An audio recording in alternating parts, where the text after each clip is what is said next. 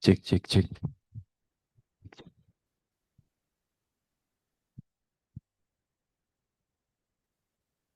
Ladies and gentlemen, your safety is our utmost priority. Please pay attention. If any emergency situation happens, for example, natural disasters such as earthquake, volcanic eruption, or fire has occurred in our area, for your safety, please remain calm and follow all instructions from the local committee. If evacuation is required, proceed immediately to the nearest emergency exit and avoid using elevators. Please leave this room and turn left to the emergency stairs. The designated safe zone is outside the building nearby the mosque. Stay away from windows and unstable structures and kindly assist anyone who need help. Thank you.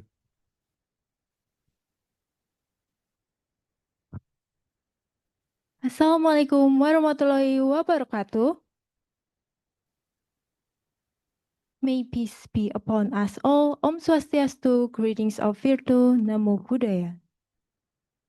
Good morning, afternoon, and also night for the speakers, moderator, committee, and also both international and national student participants of the 7th summer course held by Faculty of Agricultural Technology, Universitas Gadjah Mada. We would like to extend our warm welcome to all participants of the second day of 7th summer course, Artificial Intelligence Application for Advancing the Agri-food Industry, which is organized by the Faculty of Agricultural Technology, Universitas Gadjah Mada. Just in case you forgetting, let us introduce ourselves. My name is Mada. And my name is Reza, and we will be the MC for today's course. Okay, before we start to the second day of summer course now, I want to review for our yesterday activity. Did anyone want to volunteer to tell a story what we did yesterday?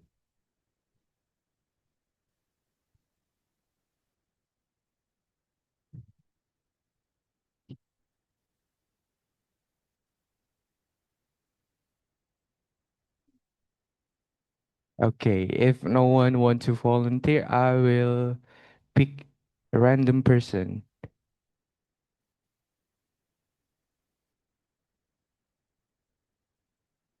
Corina, maybe you want to tell us a story about our activity yesterday?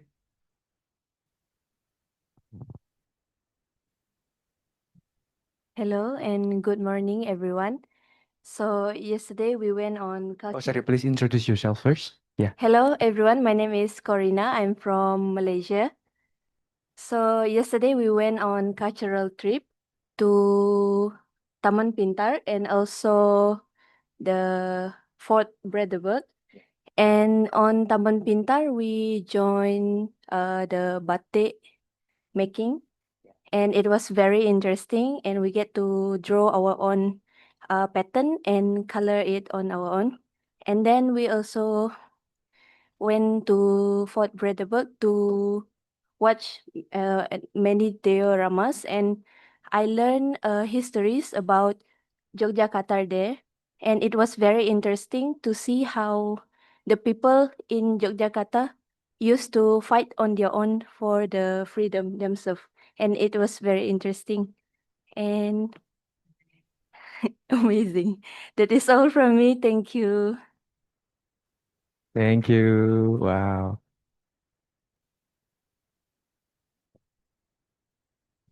Okay, thank you, Corina, for the review of our yesterday activity.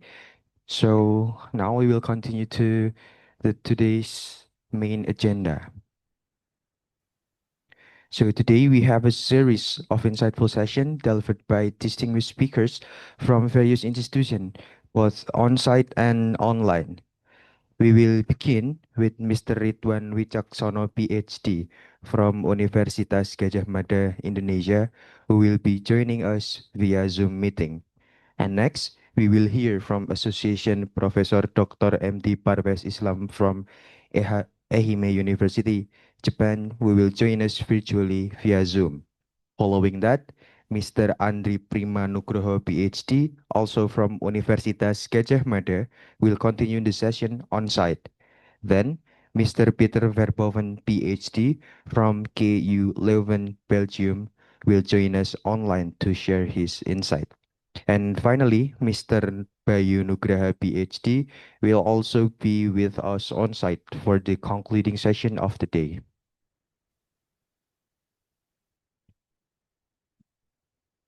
Moving to the first session, the topic is about deep learning for precision agriculture from imaging to decision support by Mr. Ridwan Wicaksono, PhD from Universitas Gadjah Mada, that joining by Zoom meeting. And this session will be led by our moderator, Mr. Bambang Dwi Wijatniko, PhD. Let me introduce our moderator for this session by reading the moderator's CV for all of you. Mr. Bambang Dwi Wijatniko, PhD, is an assistant professor at Universitas Gadjah Mada with a deep academic foundation in food science and biotechnology. He holds a bachelor degree in food technology from Universitas Gadjah Mada, 12 master degrees from Universitas Gadjah Mada and Kyoto University, and a PhD in food chemistry from Hiroshima University, Japan. His research focused on bioactive peptides, human nutrition, functional food, and glycemic index. He has led and participated in various research projects related to protein hydrolysate, especially from jack bean and legumes, which demonstrate antioxidant, anti-diabetic, and anti-inflammatory effects. He is an active scientific contributor, publishing in international journals, speaking at global conferences, and authoring books on functional food and legume-based nutrition. Without any further ado, please welcome our moderator in this session, Mr. Bambang Dwi Wijatniko, PhD. The time is yours. Thank you very much for the time and introduction. Assalamualaikum warahmatullahi wabarakatuh. Shalom, Om Swastiastu, Namo Buddhaya, and good morning, everyone. And welcome to this insightful session on sustainable manufacturing. So, on the second day of the summer course in the Faculty of Agricultural Technology, Universitas Gadjah Mada. So, as mentioned earlier, my name is Bambang Dwi Wijatniko, but you can call me Nico. And I'm a lecturer in the Department of Food and Agricultural Product Technology, Universitas Gadjah Mada. And today, I'll be your moderator for this session. And before we start the session, let me introduce you to our honorable speaker in this session.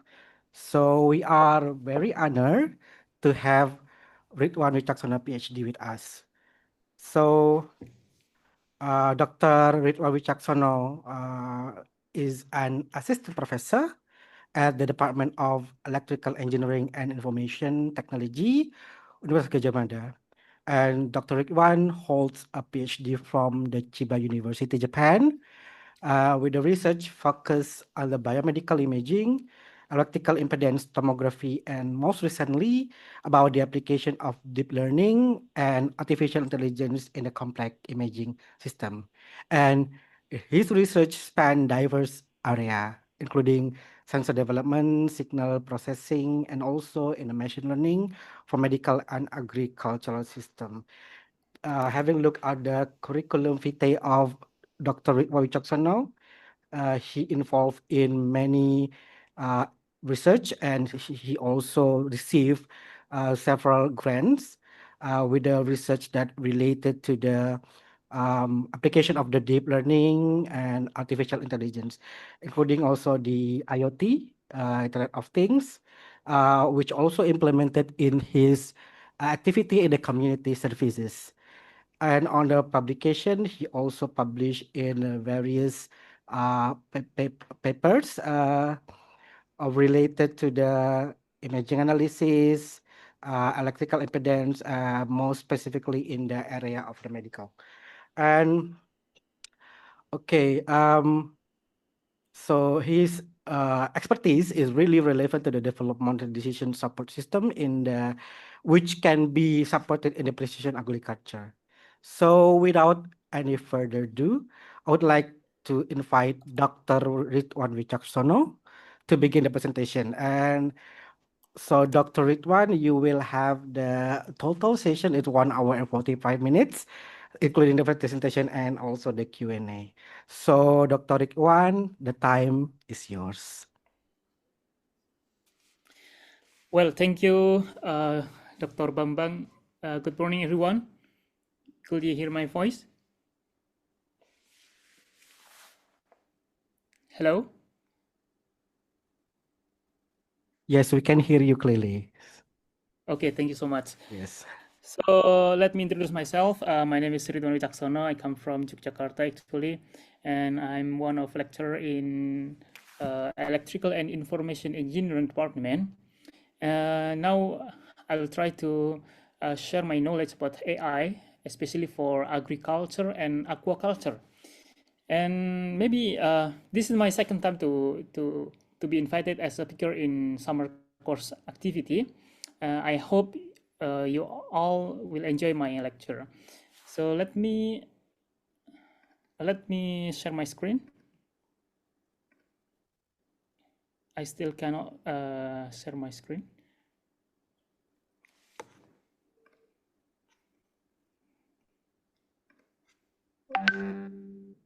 Can the committee allow? The committee, could you ask me to as a co-host, maybe? It's okay. Oh, okay. So, Dr. But Ridwan, you before can that, try I'm so to. sorry, I cannot. Yeah, Can I'm so you? sorry I cannot attend the summer course directly in Universitas Gadjah Mada because I have a task, an assignment in Bandung. So suddenly I should confirm to the committee that I can join only by Zoom meeting. Yeah.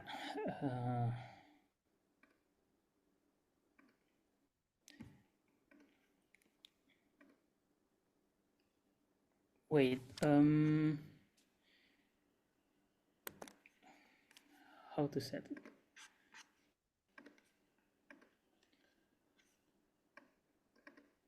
This one. This one. Share.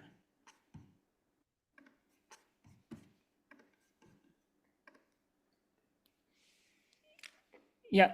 Is it clear to see my slide? Yes, it's already clear. Thank you. Okay, thank you so much.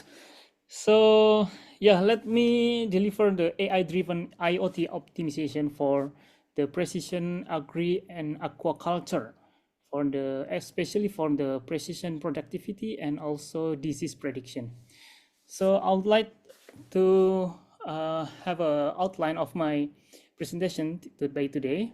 The first about overview Indonesian agri-aquaculture landscape, and then the foundation of Internet of Things and artificial intelligence, and also the deep learning based decision supporting sport, and also the optimization for precision farming and predictive analytics, and then the research and development project. Actually, this is my prior project when I was in Universitas Gadjah Mada, maybe about 10 years ago.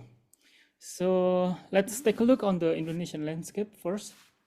Yeah, we are in Yogyakarta, and the capital of Indonesia is Jakarta. But in this map, we can see that many islands in Indonesia. It's more than 17,000 of islands in Indonesia, and also the potential of the fisheries, marine, and also the agriculture. How can I say, challenge and opportunity to be developed. And also in Indonesia, we have like classification for marine protection area and mangrove land cover map and coral reef and so on. But now we are trying to focus on the potential various across the country, notably between Java's lowlands and where majority and of the farmer life, and also the rain irrigated wetlands. And you can see that based on the image, here is the descriptive about kind of summary of Indonesia agroecological diversity and land use. So Indonesia is characterized by diverse agroecological for the agriculture practice.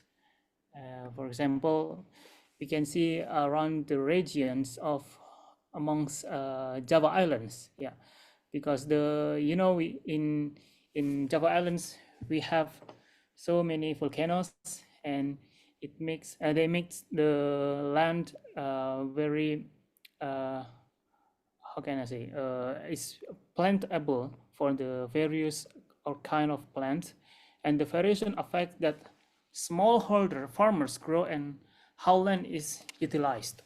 So Java is the most fertile island in Indonesia, contributing significantly to crops production, comprise about 6.8%, maybe around that, and it holds over 29% production of the national arable land, with key agricultural output including rice and grains, and also horticultural crops and tea, coffee, and so on.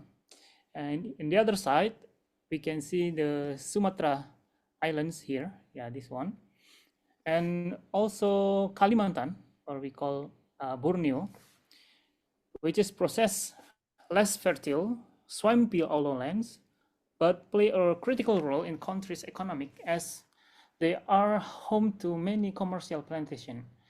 These plantations thrive in higher, drier areas and are primarily focused on palm oil, rubber, and coffee.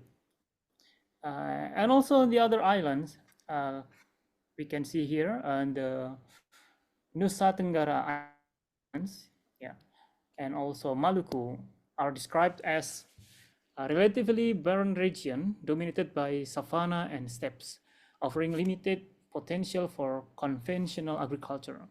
But it has a high potential for the how can I say, the other area of economic food productivity from the sheep and also the cows and so on. And we can see the other big island is Papua. Papua contains over 40% Indonesians fallow land, and although it's account for 21%, about 21% of the nation total of land area, it has only 1.3 of the arable area. This highlights a significant underutilized of the land for agriculture. So let me know if you like this formal report for the slide version. Yeah, I took this data from the government actually. Next, yeah. And we can see that Java has 29% arable land and 40% of paddy fields, despite having 6.8% of total land mass, and Sumatra has more than 50% of commercial plantation. So as we can see on the graph, the diagram say that we have very majority farmers Indonesia in Java Islands. Yeah, so it did not advance beyond primary school. They are over 54 or maybe 50 years old, and they don't use internet and farmers and also less of technology. But the needs of the product of agricultural product still become challenge in Indonesia. And based on the ecological difference significantly, so we have impact for the crops which smallholder farmer in different region grow. Yeah, for example, this palm oil is mainly produced in Sumatra and Kalimantan, and also the corn, maize grown in some degree in region, and also rice is the main product for the food, daily food for Indonesian people, and may still in Java and Sulawesi Island.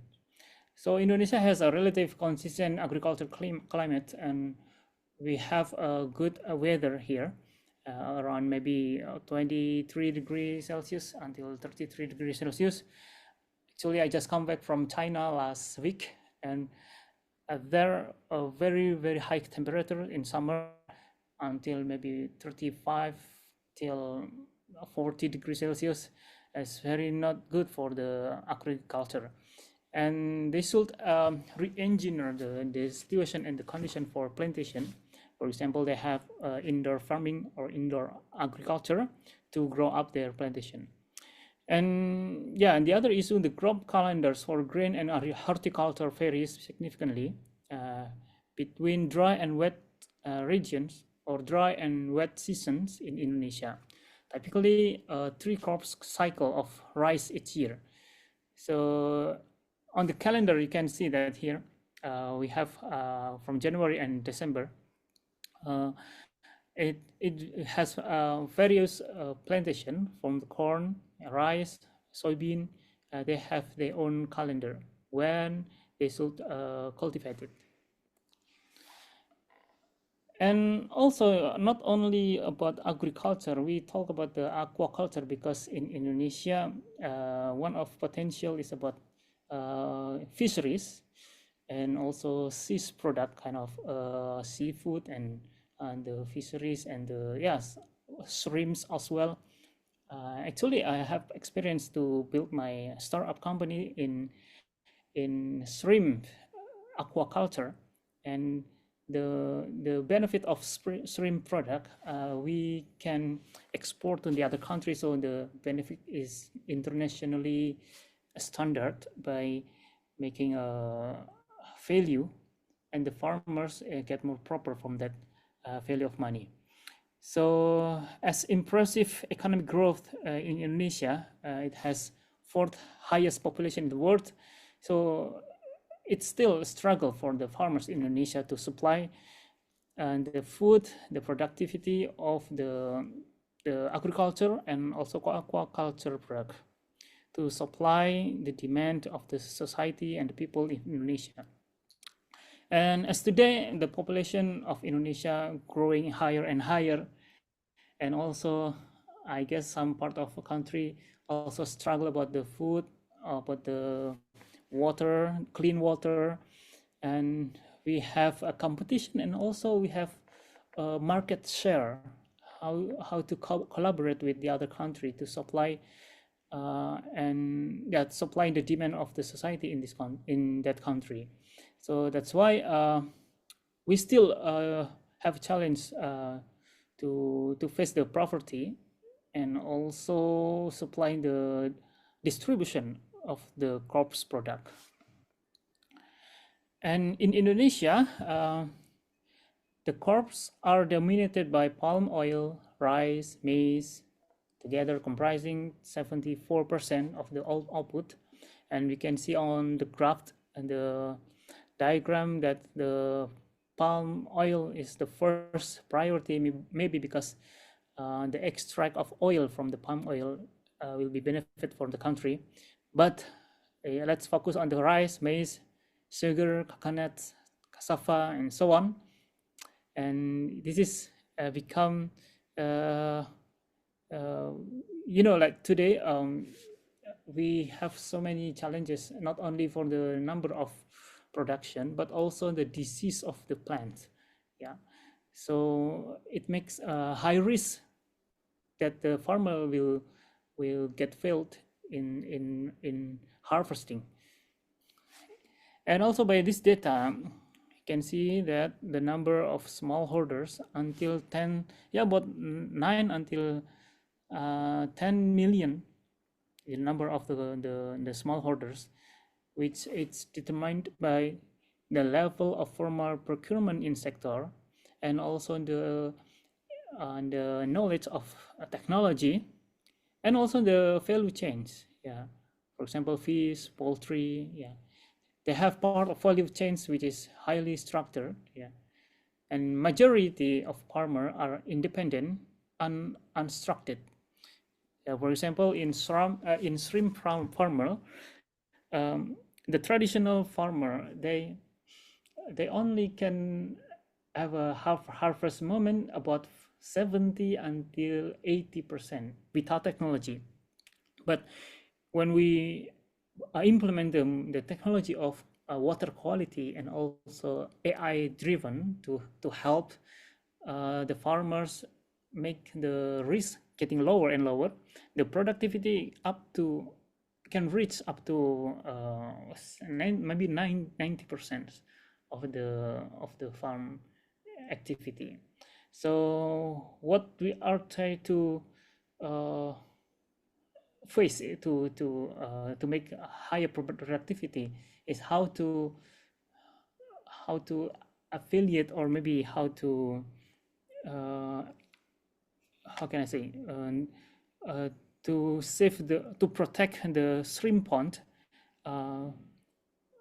in order to prevent the disease of shrimp. Yeah, that's why we need IoT, we need a AI, artificial intelligence, to enable the system, yeah, to think, learn, and make intelligent decision based on the collected data. And also IoT connects the collected data from various physical devices such as sensor, machine, tools, and so on.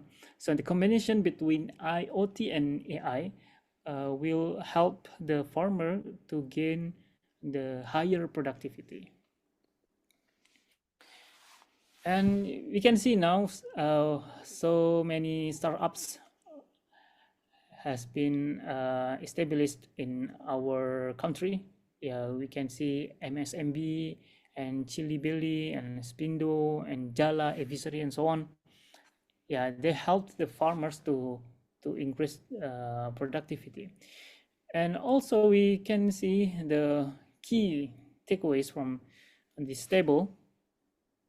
For example, we have some classifications here about plantation, food crops, horticulture, livestock, fisheries, and so on.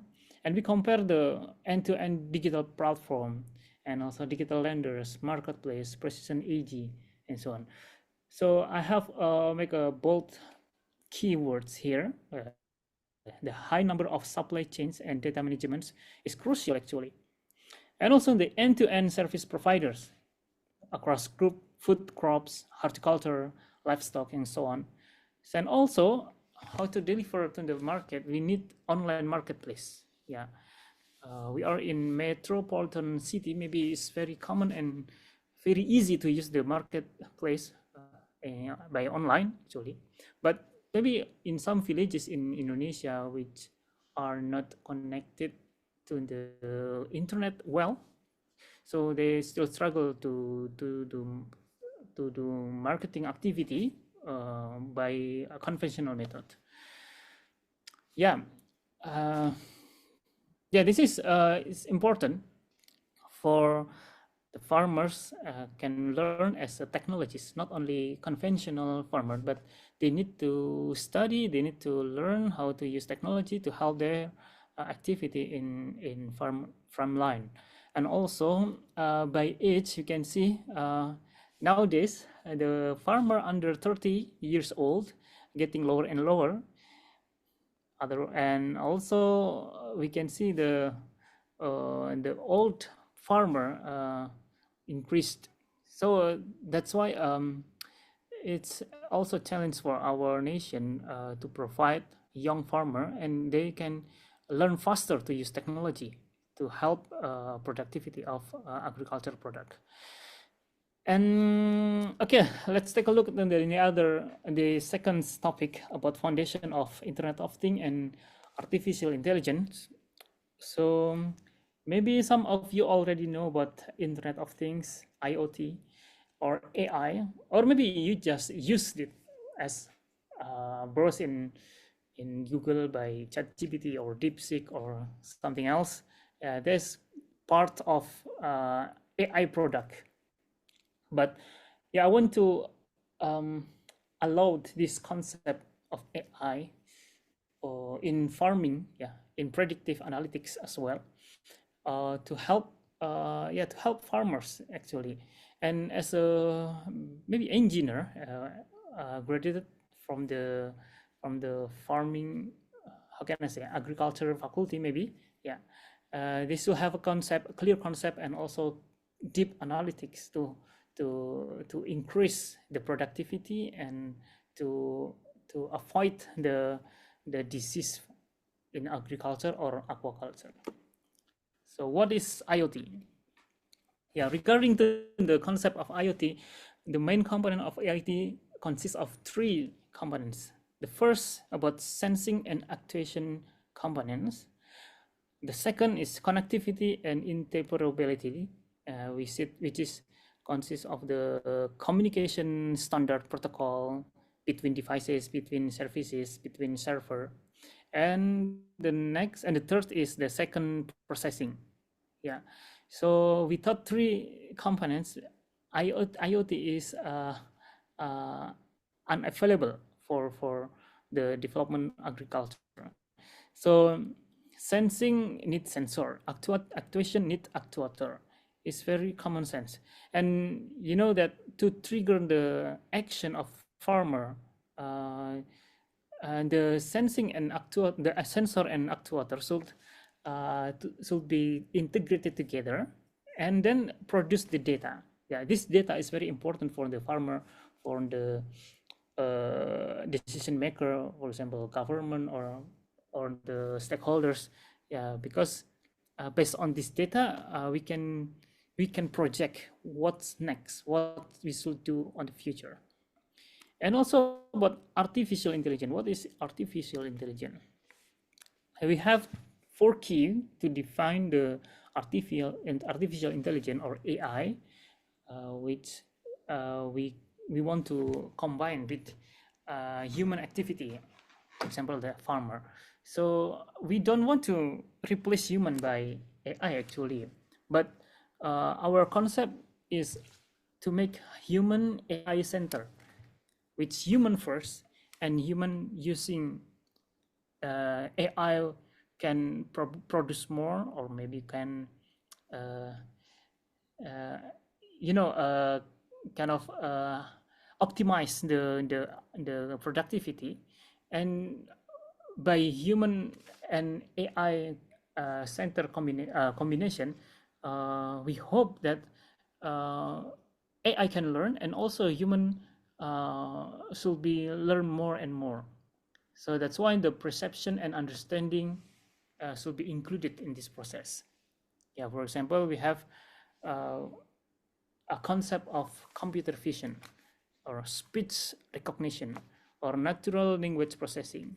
Yeah, this is one key of artificial intelligence or AI, which the computer or machine can understand and the phenomena by image, by signal from speech, and so on. And then the AI also need to be learned, yeah, as a human, like a human. How the AI can learn? So this is supplied by data.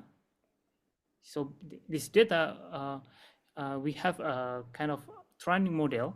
So based on this model, AI can think and also learn how to make decision. Yeah, the development of AI now we know the development of machine learning as a descendants of AI, but not stop at that. We have descendants of machine learning in deep learning, and nowadays we are challenged by the new concept of generative AI, and maybe in the future we have different concept of learning process. Yeah, and then the third about reasoning and decision making, and the fourth about automation. So 4 key aspects which I mentioned in this slide maybe will change in the future, because technology develop more faster and faster. So how to combine between IoT and artificial intelligence? So by this combination, we need to make a main purpose of this combination between AI and IoT, which are automatic, efficient, and adaptive.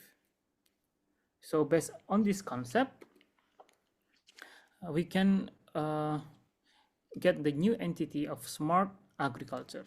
Yeah, who can use it? So we have traditional farmer, yeah, agricultural companies, government, researchers, and so on. So smart technologies, it's not only a benefit for the productivity, but also for the policy.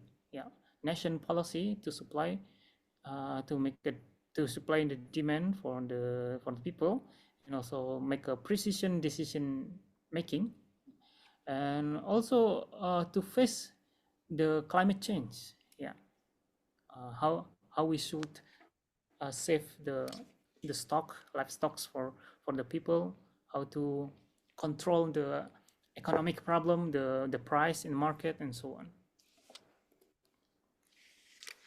So this is the foundation of IoT in agriculture. We have a sensor, actuators, connectivity, gateways, drones, satellite. Yeah, the sensors is uncommonly used in the soil, is soil moisture. So we knew that so many plants are need water, yeah, to maintain their growth, and that's why we need to maintain the soil moisture as well, and also the temperature, the fertilizer, the pH, the light, air humidity, yeah, livestock vitals and equipment status, and also the sensor can detect the human, maybe in the birds, humans, animals, and so on. And then the sensor bring the notification to the user or to the company, so they can avoid the harm situation for their crops. And also the actuator. Yeah, we can see in the slide that we have irrigation valves, fertilizer injector, feeders, ventilation, and so on. But we can also know the simple actuators kind of alarm when the birds come to the field to take the paddy, and the alarm turn on. So it's also classified as a actuator. And also the connectivity. As in technologies, we have now we have ESP32, which is connected directly to the server. And the old one we have LoRaWAN, NB-IoT, and still we use cellular, the SIM card, and satellite for GPS. And also the gateway platform to save the data in server. Yeah, as example, maybe you can see the Microsoft Azure, yeah, also the Google Collabs, also, yeah, so many servers actually, free server or paid subscribed server you can access as well. And also drones and satellites. So we have to image the area of crops or farming area by the height of level camera. So how to bring this camera into certain height level, maybe 100 meters. So we need drones. The results is about imaging, and we can map the area, especially if the disease come, or maybe the calamity comes, kind of fire from the forest, or maybe, yeah, kind of birds in this area come to this certain area, we can detect by drone in streaming, I mean in real time. So the farmers can avoid to protect their crops from the calamity. Yeah, and the intelligence of AI for optimization. So based on the IoT only, it's not enough, because IoT only used by the device to gather the data, but we need to have a system which is intelligent to interpret the data, and also the AI conduct as the precision decision maker. So maybe the decision is not advanced as a farmer, but if we can combine between AI and human knowledge, for example, a human have a perspective, can included some factors that the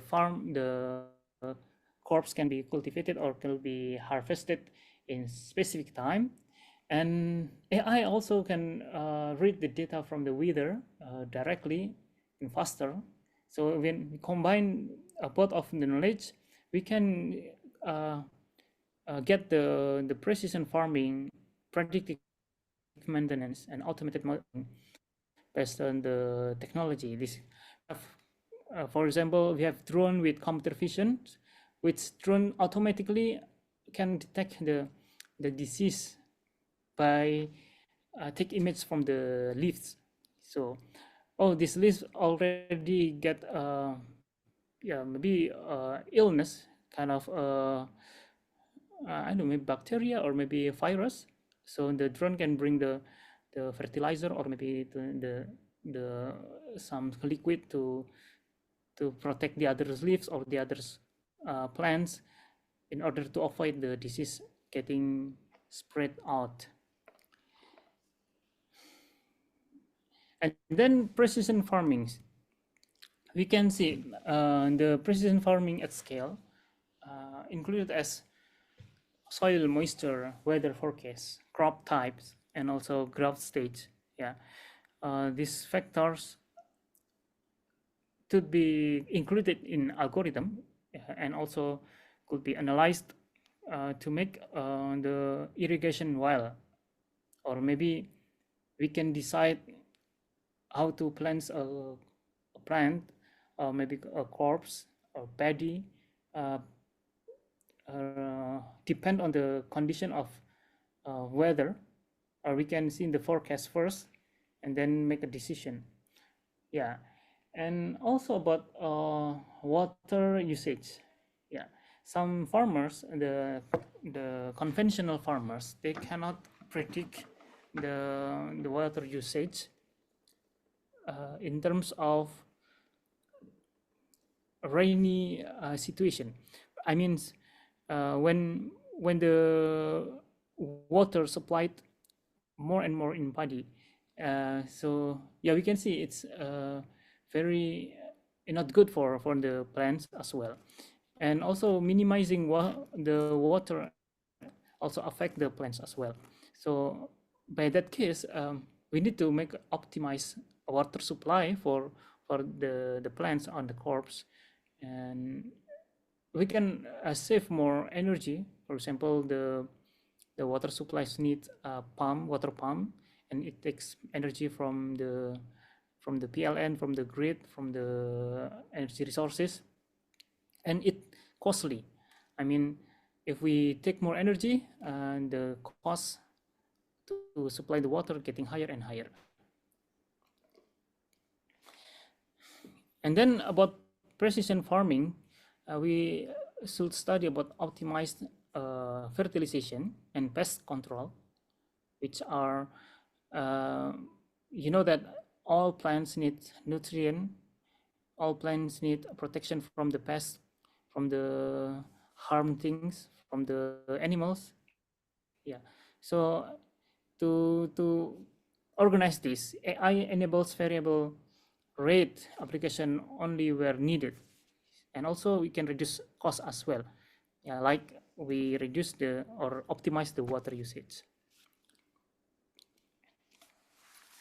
And also for the precision farming at scale, we need to consider the yield prediction and harvest planning based on the historical data, real-time sensor, and also satellite imagery. So based in this integration, we, for example, to measure the temperature, we don't need to only depend on the sensor.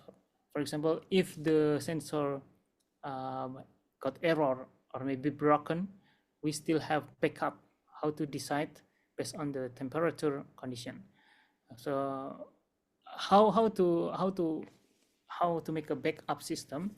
We have concept of cyber physical sensor, which is included in our website system. Yeah, we have so many weather collector from the sensor, can, for example, the accurate weather from the Google, from the internet. we collect the data as a cyber physical sensor and combine to the real-time sensor, and also this generated to be a historical data.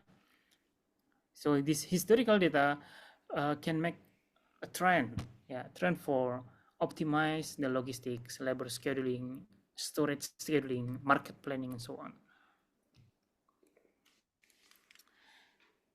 Yeah, the other one about predictive maintenance and resource optimization is to consider about the equipment plan health monitoring. Yeah, for example, later I will show you the example about AI, how to analyze the vibration, temperature, acoustic, and also the shape of plants, shape of the leaves, the color as well, and predicts the failures before they occur. Yeah. And then about energy management, as I mentioned before, that energy management is costly. So how to control the irrigation for water usage, and also maybe lightning, and also the greenhouse climate control, they need energy. So the energy should be managed by the real-time monitor, and AI optimizes energy usage in greenhouse, yeah, to make optimum water irrigation, to notify the storage system. For example, this storage already empty and this is full, and so on. And also predict the dynamic pricing. Yeah, not only for the food, not only only the livestock, but also the energy price. Yeah, this is one example of computer vision, which is in drone, integrated in drone, and drone can fly higher and higher to make a map. Yeah, so the analysis of drone camera satellite images from the early sign of disease, yeah, could protect the land and the crops, and also it make a automation system, yeah, as a key players in improving agriculture sustainability, and also advance the revolution of modern farmer. So they are making a significant impact in various areas in agriculture. Okay. Oh, I forgot to deliver this, that turning on or off the greenhouse, about heating and cooling system. Yeah, the heating and cooling system very important in some part or some variation of plants, which the AI should make a optimal temperature or condition or atmosphere in the greenhouse, so the productivity can be increased more. And this is one product of drone monitoring. For example, we have a paper from the Aditya Nugraha Putra here. It has a map on the pineapple biomass estimation. Yeah, under the capture of camera in drone unmanned aerial vehicle (UAV). Actually, this is for mapping. Yeah, and make a various stages. Yeah, vegetation index, scoring system, and also provide high resolution images. Yeah, and not only for that, AI also can predict based on the color. Yeah, based on this color, and involved AI in real worlds for automation. The drone are becoming key players as well. Yeah, and the significant impact of drones, not only for mapping, but also some farmers use drone as a fertilizer carrier. Yeah, so they fertilize the land by the drone directly. So concerning that, the resource allocation optimization should be delivered by the AI and combine with the farmers. So from conventional method to be a modern method.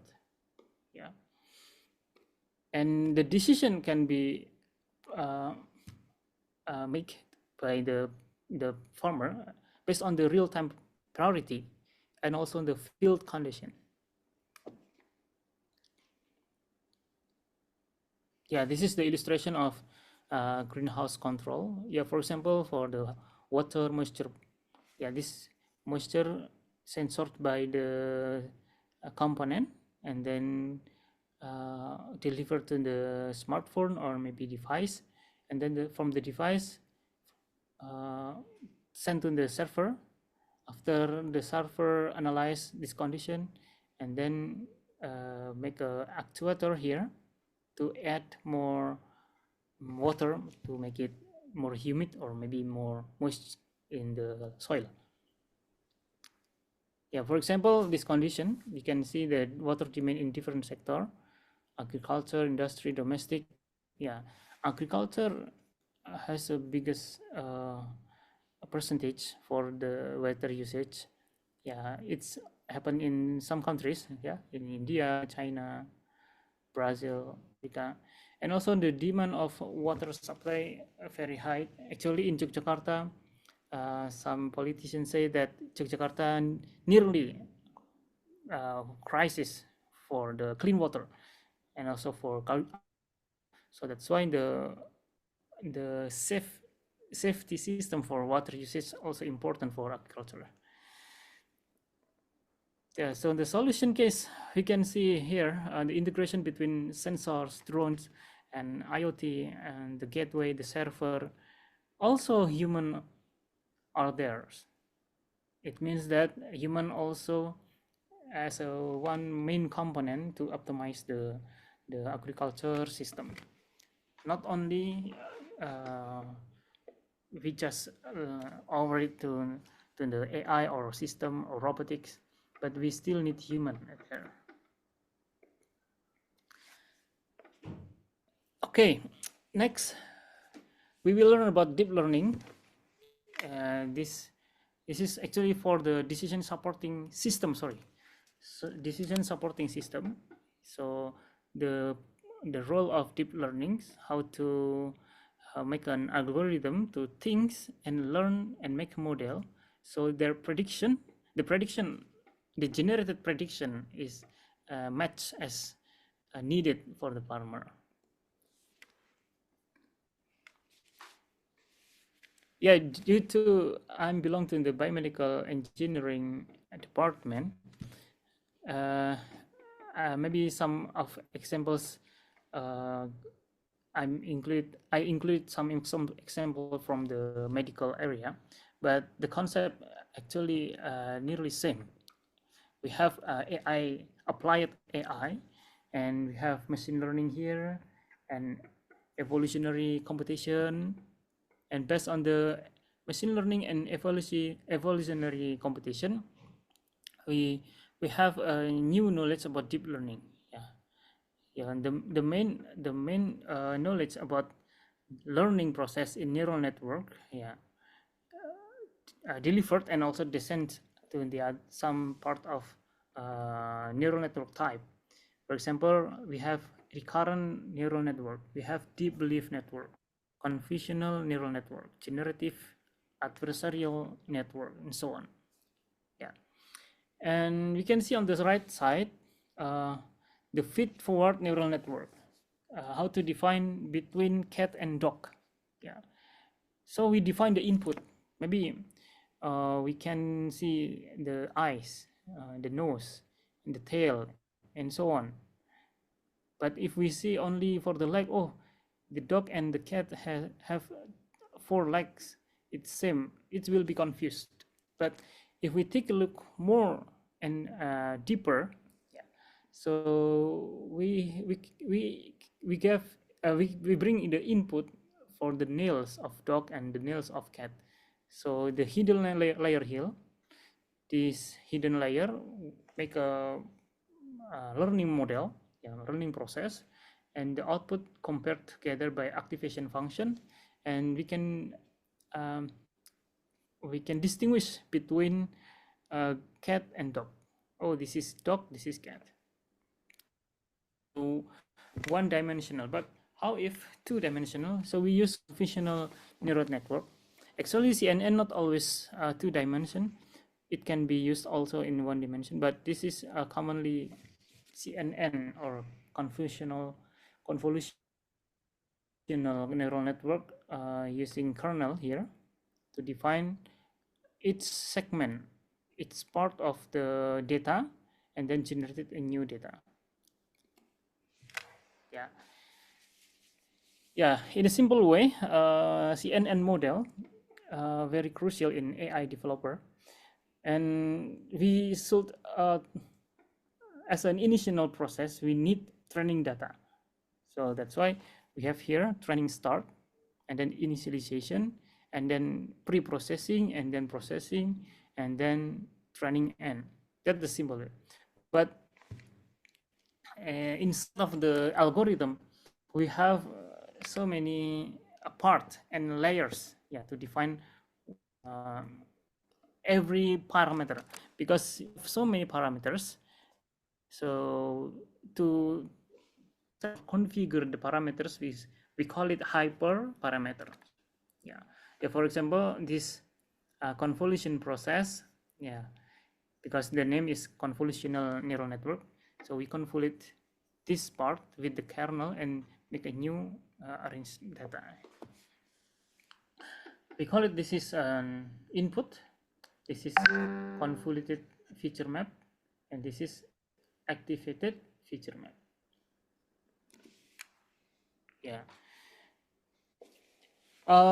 This example actually extracted from my previous research about tuberculosis, but I think this is very similar with the plant disease.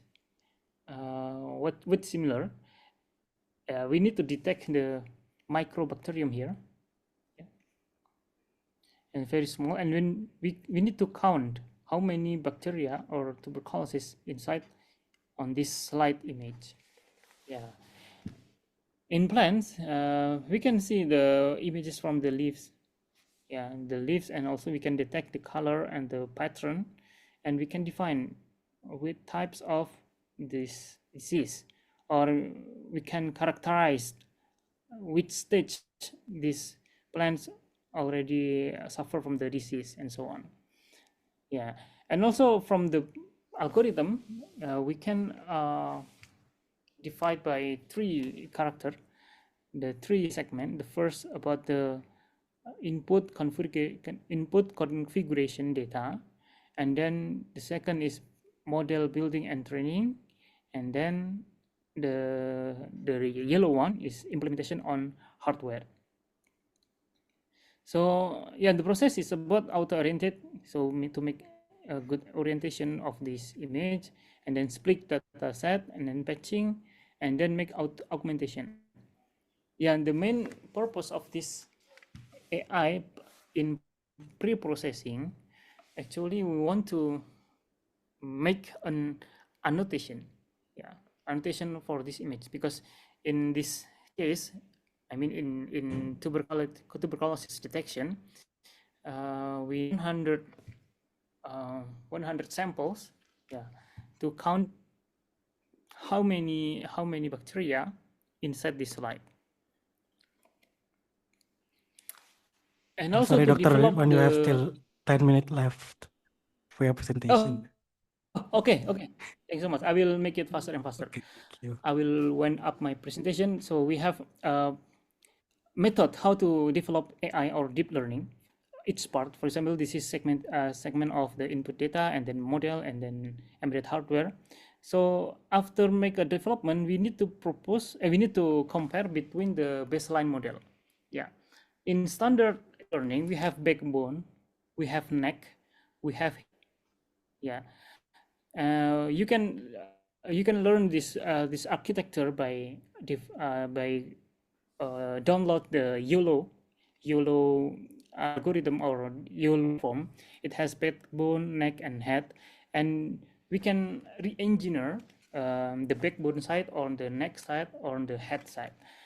So as a comparison, in this case, I try to make a channel attention here to detect the disease of the tuberculosis. For the agriculture, maybe in the disease of plants, the pattern. So this channel attention can count how suffer this plant could be analyzed from the disease. Yeah, I try to wind up this presentation because I took the time until 1.5 hours. So let's continue to the Q&A session later. So based on my experience, this is the developed AI based on the YOLO platform, and I made this channel attention, and we have attention mechanism to develop this AI, and we have a metric for of evaluation method. It's very common for AI developer. We have recall, precision, MEP, monitoring loss, and so on. And we can compare between the baseline and also the proposed method. And based on the input dataset, maybe we can see from the open dataset, we can get from the Kaggle, from IEEE data port, and so on. And we include to train our model. After training process, we can input the test image, which is the test images which are gathered from the microscope directly, and we define this compared to the input dataset, and we count how many bacteria inside here. And based on this color, we can separate by this Klahi, yeah, the luminance channels, yellow, red, blue, and green. Yeah, I will wind up. Yeah, this is the result. How to detect the pattern, yeah, on images, and also we compare between the development and the baseline model. And yeah, 10 minutes left. This is the result. Actually, the improvement happened there, and also we can get the good result from the precision, recall, MEP, and so on. So this parameter is very common, and we can see our system or our algorithm is better than before by looking this percentage. For example, this is 84%, 80%, 83%, and so on. And as a result, we can detect we call it what is this? Region of interest, ROI. I want to take the image of bacteria. For agriculture, maybe I want to take the criteria for the plants or maybe the leaves patterns. Is it good or not? Okay, let me make it faster. Optimization for precision farming and predictive analysis. So as you can see here, a farmer tried to cut the leaves, yeah, and we can make a segmentation by distinguish the color. Yeah, for example, this is a human body. We can make it pink or red, and then the unhealthy leaves here and healthy leaves. Yeah, based on this image, the segmentation, the AI can define which leaf should be cut or should be protected. So yeah, actually you can see in this slide, AI very impactful, and the traditional farmer to monitor land automatically very very have impact from the government and the company and also the academic and researcher. So the key is about to promote sustainable farming through AI. And yeah, we can resume the importance of technology in farming. It's about not only from the energy point of view, but also the water usage, the crop losses, the labor cost, the yield prediction, the resource management, and so on. For integration, and after integration, we can compare. This integration very important, I guess, because we can save more money or maybe optimize the productivity. Yeah, let me make it jump to the other slide. This is just a fit optimization strategies to define the strawberry, which good color and not good color, and we can define which should be harvest first, and we can make a prediction for the sales or marketing strategy. Yeah, this is optimization strategy for AI. Yeah, the implementation of AI, and then the predictive maintenance tools, and then logistic optimization, blockchains. All of this strategy make it improvement and also reduce the machinery accurate need for forecast, inventory management, and also the fertilizer management. And yeah, we still have some challenges to implement AI. For example, the high initial investment, and also the data privacy, and also the lack of technical sebentar mas ya, lack of technical expertise. That's why the education for the farmer is very important to implement the AI on the agriculture. And emerging technology for AI optimization of AI. We have the other knowledge about autonomous robot, predictive analytics, gene editing, AI, greenhouse, and so on. Actually, I want to share my last slide. Maybe let me deliver maybe 5 minutes more. Is it okay?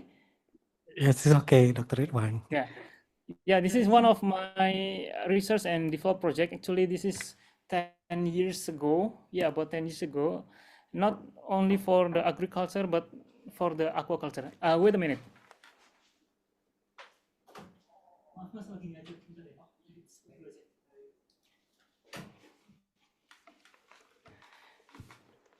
Yeah, we can see in Indonesia, we have so many farmers which are still in conventional method to arrange or organize the shrimp ponds in Yogyakarta, and some of them are happy because they have good harvesting for the shrimp, but some are very sad because they suicide because they failed to get the good production and cannot cover the cost to produce this area of shrimp ponds.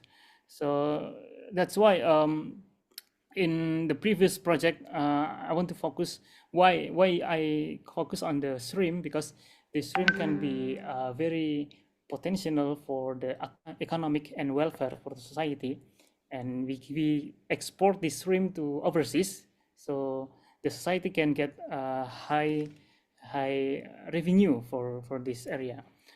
But yeah, the problem is about human error.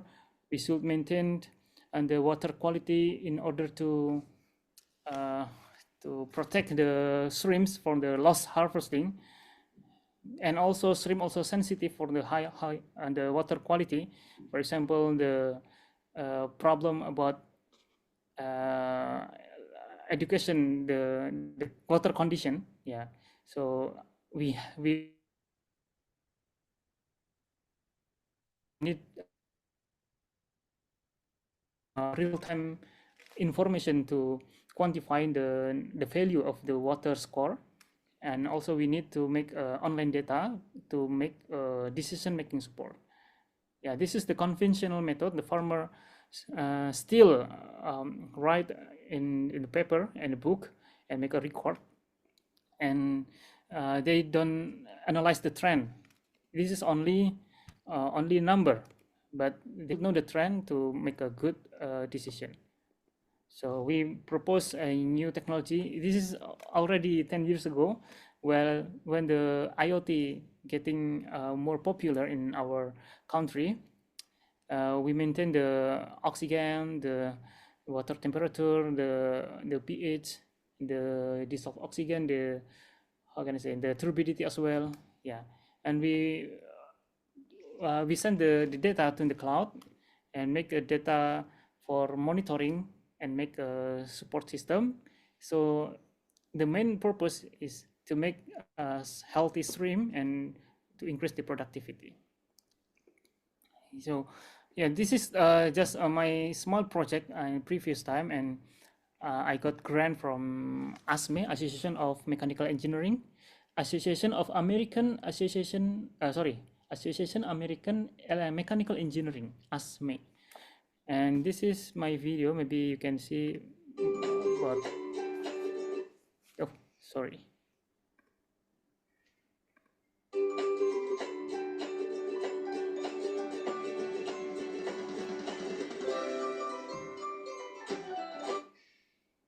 Maybe this video not complete.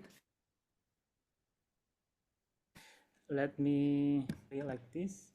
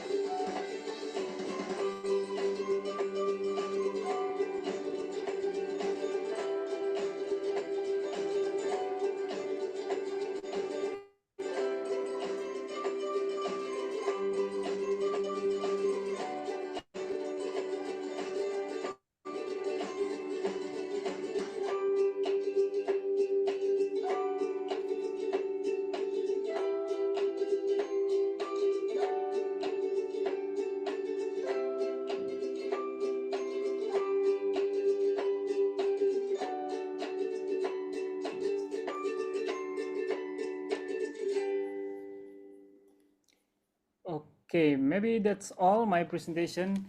Yeah, actually, I'm very happy to share my knowledge about this experience.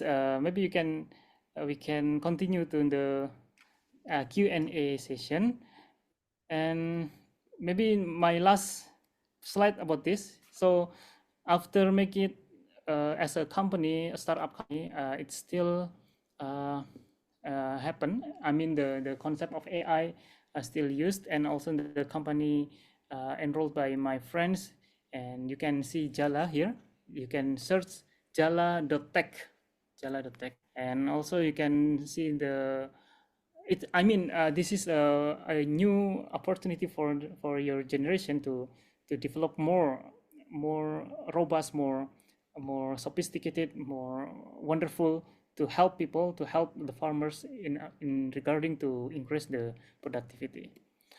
Yeah, maybe that's all. I want to share this also. Well, actually, algae monitoring, I made it for the CO monitoring, and also integrated to AI to optimize the alga, especially for the oxygen productivity, and then spread to the some part of the office, and also use the machine learning technique to define the good fruits or not, and also using deep learning to classify and also to detect the how can I say, the disease of the fruits. Yeah, maybe that's all. Sorry if I take so long. Maybe that's all. Assalamualaikum warahmatullahi wabarakatuh. Waalaikumsalam warahmatullahi wabarakatuh. Thank you very much, Dr. Ridwan, for the comprehensive and insightful presentation. I'm sorry we have a really tight schedule, and we continue with the Q&A. But before that, I would like to share a brief conclusion from the Dr. Ridwan presentation. So, while the promising potential of our natural resources support agricultural activities and competition, there are also significant challenges, particularly those threatening the sustainability of agriculture, such as mentioned previously, climate change and also disease outbreaks. And the application of the deep learning and AI-driven technologies and offer solution to help overcome this obstacle.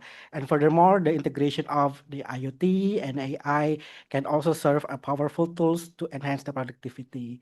And altogether, the models, this technology play a pivotal role in advancing the agri-food industry toward a more resilient and also sustainable future, which is in line with the topic of our summer course this year. So now let's open to the floor for the question and discussion. We still have around 25 minutes still have quite long time for the question and answer session. So for the first, I would like to invite three persons to share to give the question. So please, from the participant. Yes. Okay. First, can you introduce your name and then proceed with the question?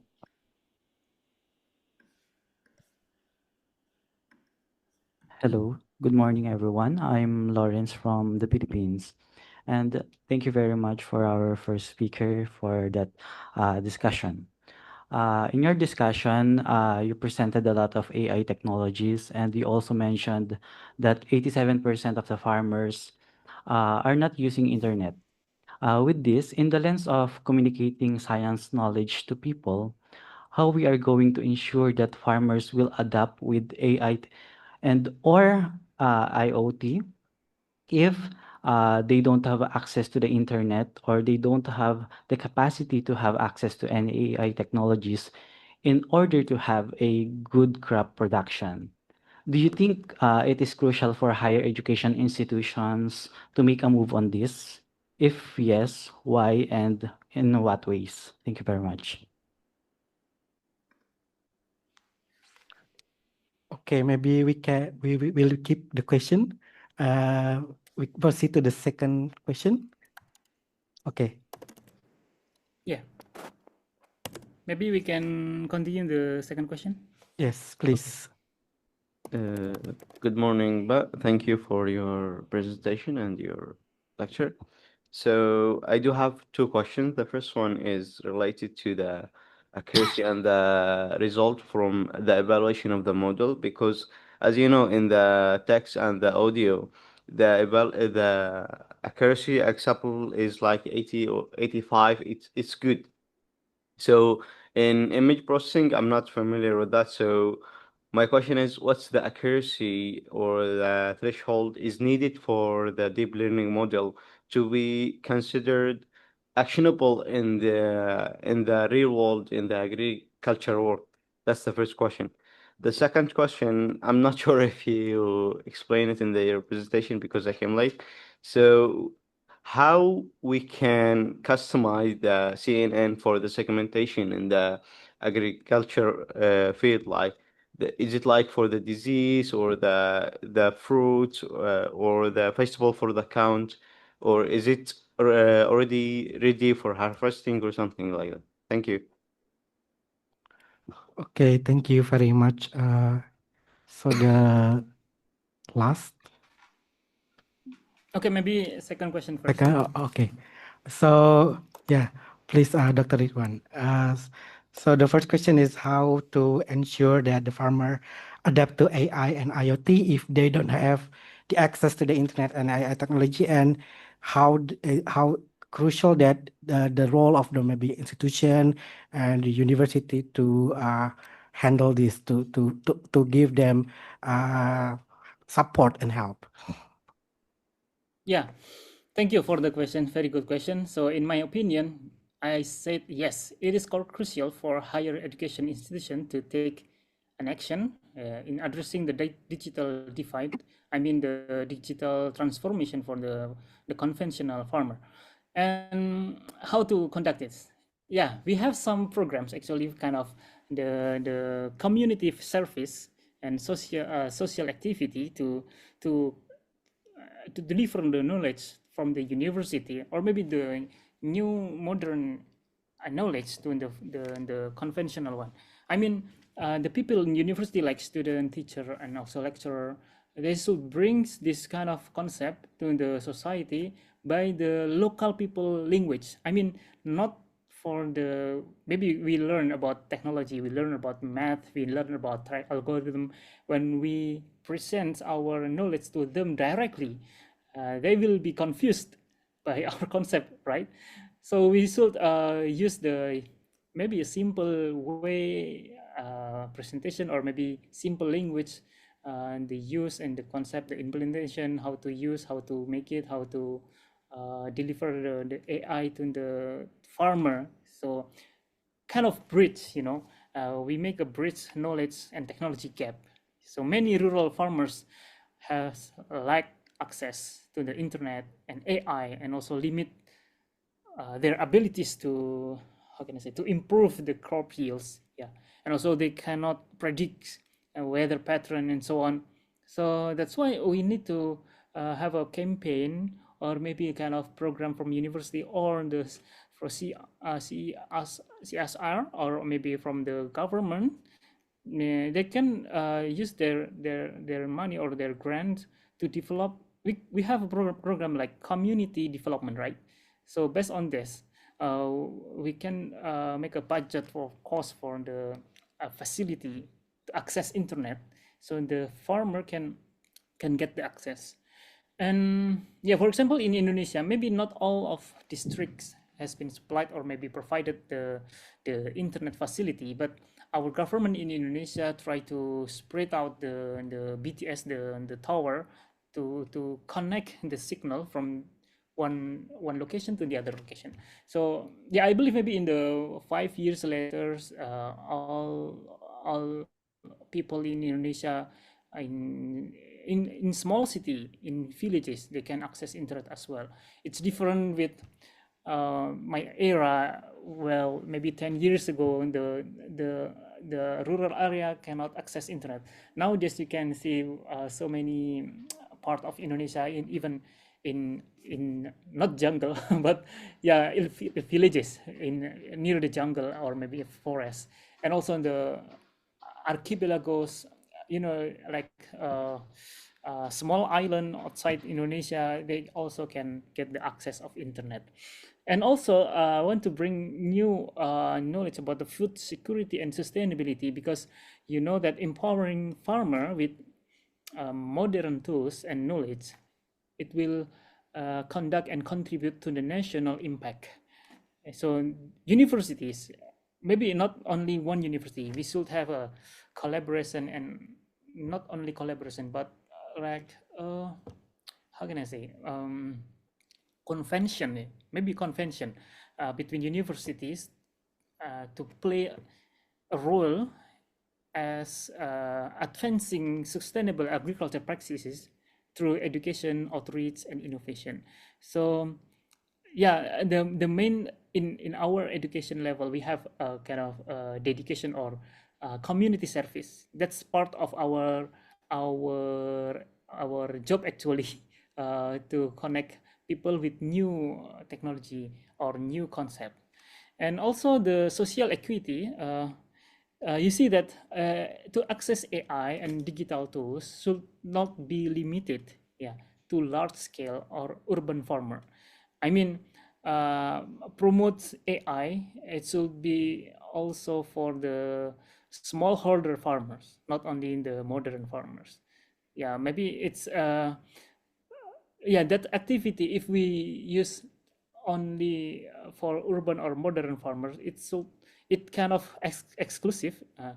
While we should conduct our activity inclusively.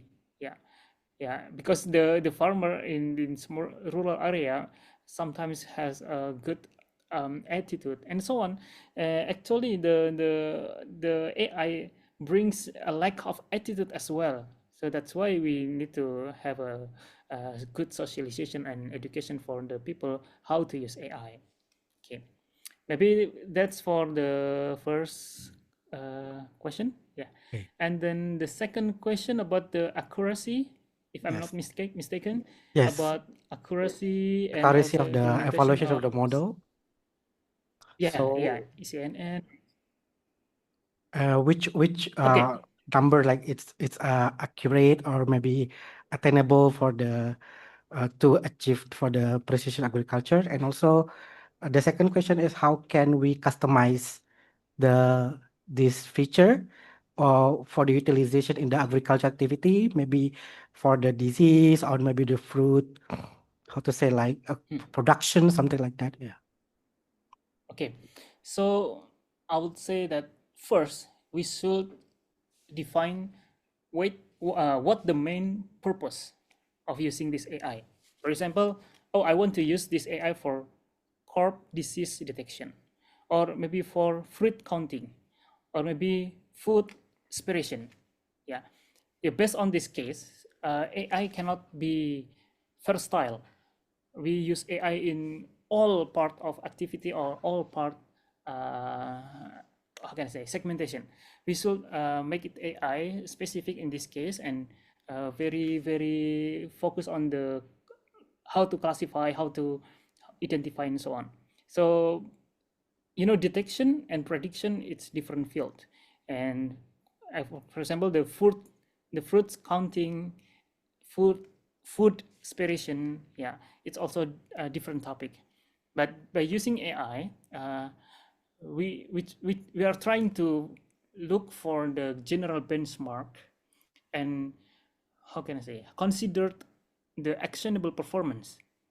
Yeah, because the performance in disease detection and yield prediction will be different. Yeah, so it has different model as well. So for example, how many percent the accuracy? It's depend on the activity or the program. The algorithm also different. And you know that in every plant, it has their own characteristic. For example, onions and mango is different, isn't it? Yeah, mango is fruits, onions maybe classified as vegetable. But we want to make a good productivity, and we just say we want to detect the disease for these two plants.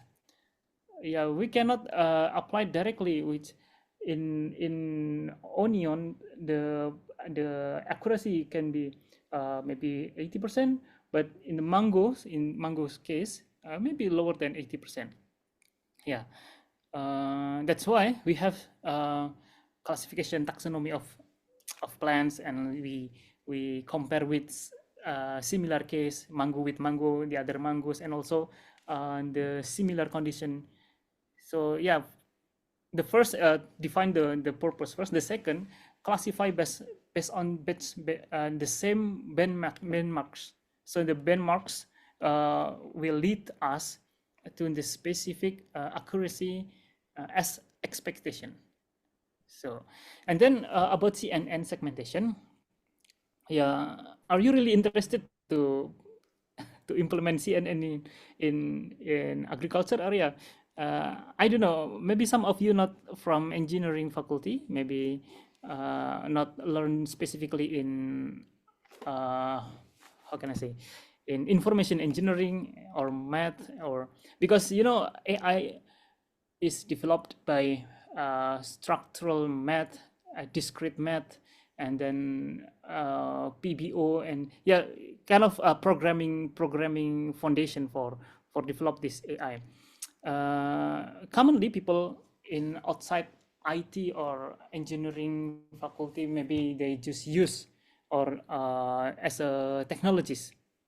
I mean, the technologists just use the application implementation, but to develop CNN, we should go through to the main algorithm, which is, as I saw in the diagram, we have input, we have hidden layers, we have output.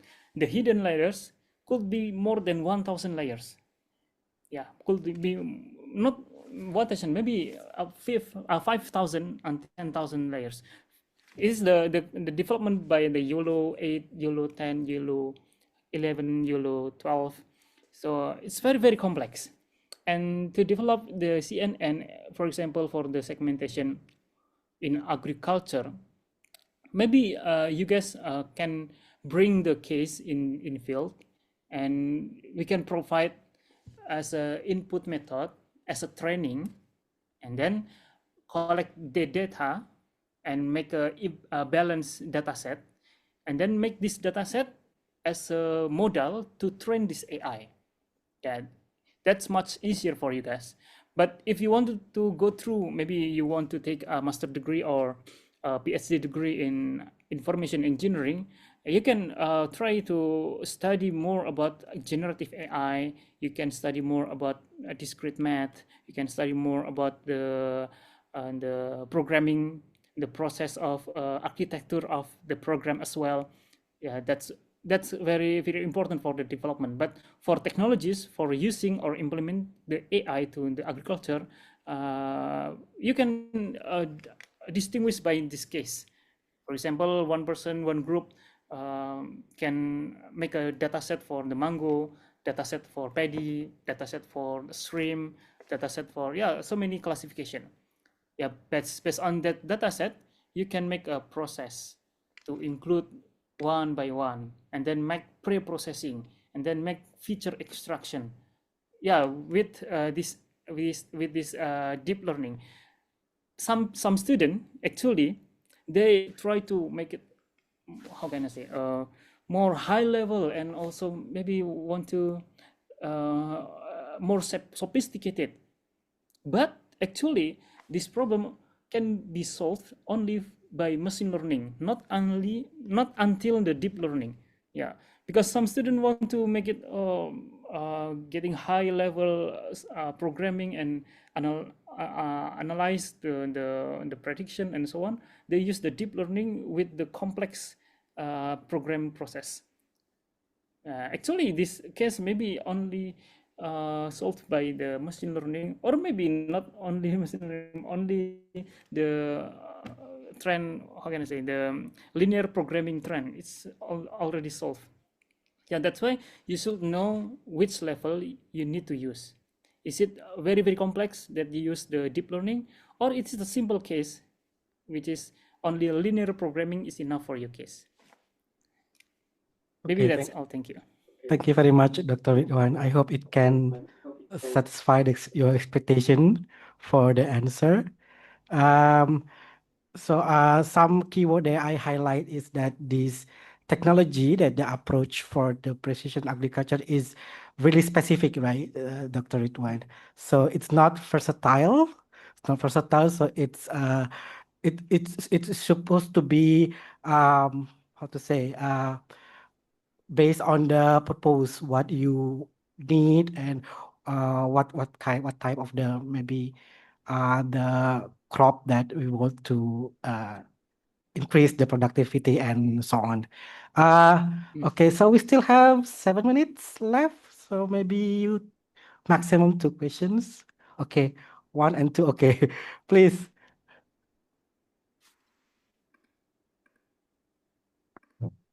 Hello everyone, my name is Amanda. I'm from Indonesia, and my question is how to address challenge of implementation technology like AI and IoT, for example, a big investment for system installation and periodic maintenance. Maybe Mr. Ridwan have experience about the strategy to get funding support from government or companies as are. Thank you. Okay, thank you very much. Second. Hi, my name is Sun from Vietnam. Actually, I had really interest in your last part of the IO device to control oxygen in water. So can you have a simple explain about how it work? Thank you. Okay, thank you very much for the question. So the first question is how to address the challenge of implementation of AI, deep learning, and also how the strategy to get the funding, right? Okay. Okay, And thank you for the first question. Let me answer first the first question.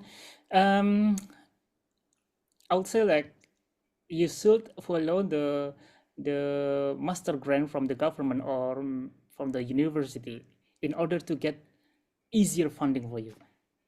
If your topic match with the purpose of institution, for example, university or government, you will get easier to get the funding.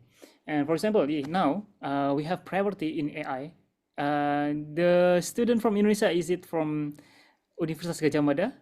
I'll tell you the information, very important, that our university want to focus AI implementation in 2 fields. Actually 3, but it's 2 fields. The first is about health. The first about the healthcare and assistive technology. And the second one is about the agriculture, and the third one about renewable energy. So it's much easier for you to get the funding.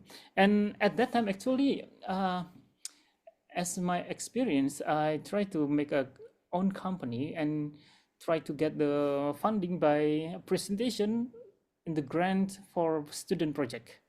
Yeah, we have some countries which is care for the student or university student, and we should go there by our funding actually and get the grant from maybe Singapore and then China and Japan.